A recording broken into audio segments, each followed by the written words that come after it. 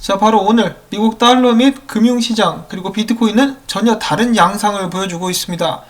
일단 달러 인덱스 차트를 보시면은 0.35포인트 상승하면서 달러가 강세를 보여주고 있는데요.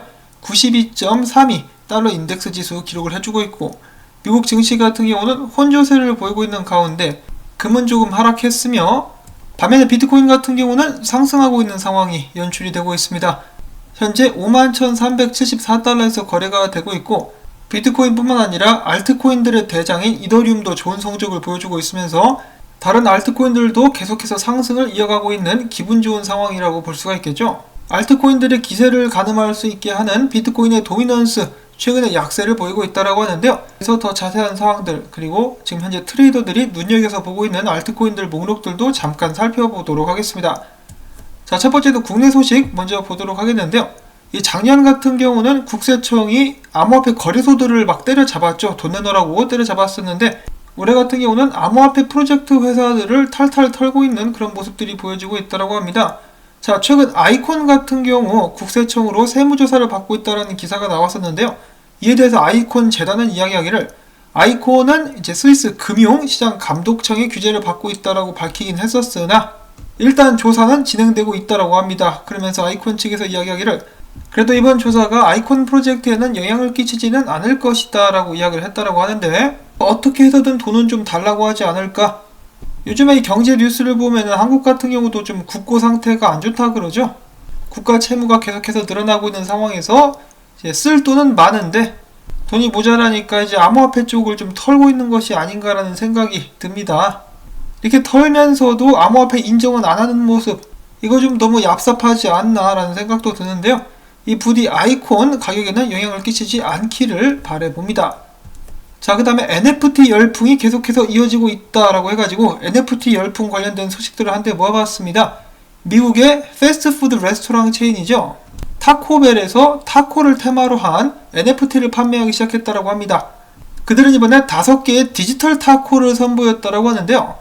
전부 다 이미 매진이 돼버렸다고 하네요. 해당 디지털 타코 같은 경우는 암호화폐 NFT 거래 플랫폼인 웨어러블에서 거래가 진행이 됐었다고 합니다.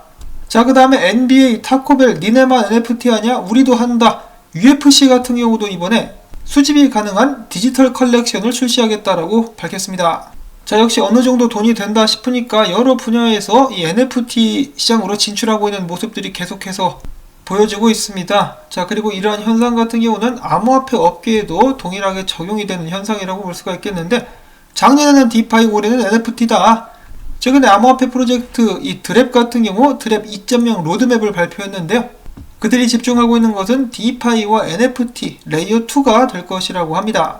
자, 그리고 이어서 샌드도 마찬가지로 NFT에 집중하겠다라고 나섰는데, 최근에 NFT 관련된 사업을 진행하는 코인들의 상승이 예사롭지가 않죠. 자, 과연 이 두 코인도 큰 가격 상승을 기대해 볼 수 있을 것인지 관심을 가져보도록 하겠고요. 자, 그 다음에 페이팔에서 암호화폐 수탁업체인 커브를 이번에 성공적으로 인수했다라는 소식이 나왔습니다. 그러면서 페이팔 같은 경우는 조만간에 암호화폐 은행이 되는 것이 아니냐라는 업계 예측이 나오고 있는 상황이고요. 자, 그 다음에 유니스왑이 디파이 코인 중에는 최초로 암호화폐 시총 10위 안에 등극하는 쾌거를 이뤘다고 합니다. 자, 체인링크는 디파이 코인이 아니죠. 오라클 코인이기 때문에 디파이 코인으로서는 최초로 유니스왑이 등극을 했다라고 하고, 몇몇 사람들은 이 디파이는 한물 같다라고 이야기를 하기도 하는데 아직 안 갔습니다.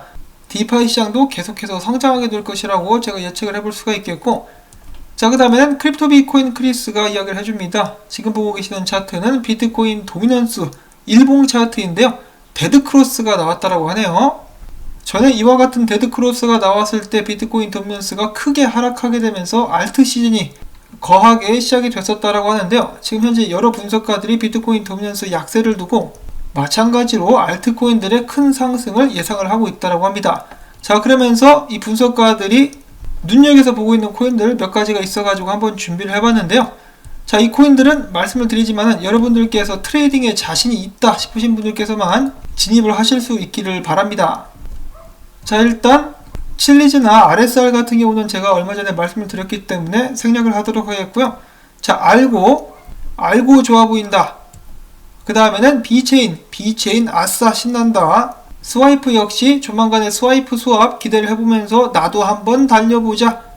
그 다음에는 이 상승을 이야기하는데 나를 빼놓을 수 없지롱이라고 하면서 아베 같은 경우는 미국 달러 차트, 사토시 차트 둘 다 좋다라고 이야기가 되고 있고, 아베가 끼는데 나를 빼놓으면 안 되지라고 하면서 체인링크 조만간에 전고를 테스트하게 될 것이다 라는 기대감이 넘치고 있다라고 하고, 자, 그 다음엔 레이라는 토큰 역시 굉장한 기대를 한 몸에 받고 있는 그런 상황이라고 합니다.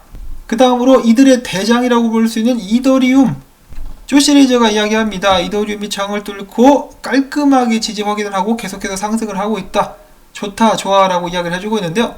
실제로 여러 분석가들이 알트코인에 진입할 때 가장 좋은 신호로 보는 것이 바로 이더리움의 강세라고 하죠.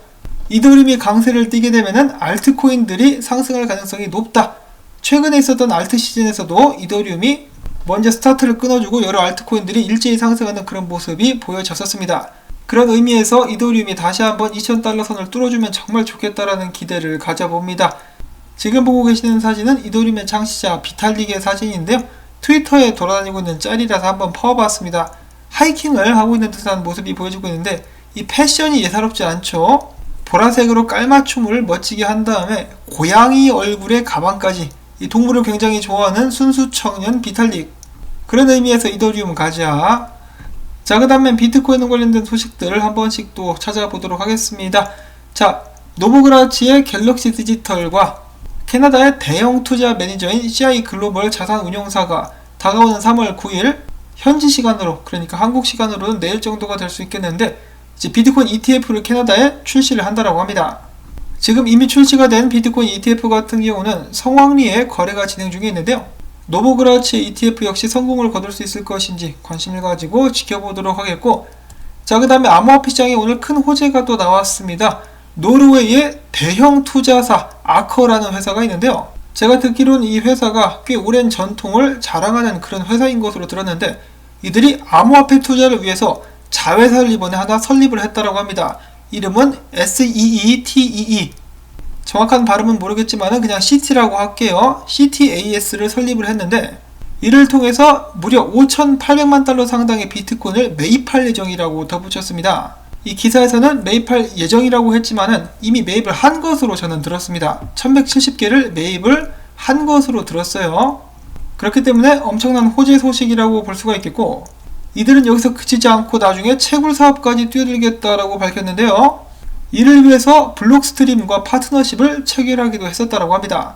한마디로 비트코인 사업에 본격적으로 한번 진출을 해보겠다라고 이야기를 한 것인데, 여기서 또 재미있는 발언을 이 회사의 창업자가 합니다. 이 노르웨이 석유 거물이라 불리는 로켓인데요.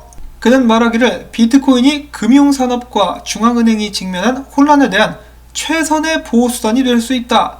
자, 여기서 많이 듣던 말이죠.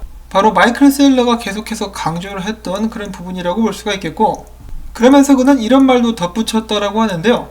비트코인이 빵원으로 떨어질 수도 있겠지만 그것은 또한 새로운 화폐 구조의 핵심이 될 수도 있다.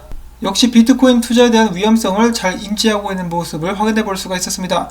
자, 아무튼 이 굉장히 좋은 소식이 나왔었고, 이 소식과 함께 지금 현재 비트코인은 다시 한번 힘을 내주고 있는 상황 속에서 몇 시간 전에 거래소로부터 총 17,017개의 비트코인이 출금이 됐다라고 합니다. 그 중에 코인베이스가 무려 12,289개를 차지하고 있는데요.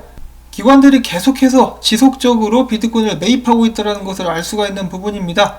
부디 누가 매입하고 있는지 좀 나와가지고 까발려줬으면 좋겠는데 언젠가는 알려지게 되겠죠.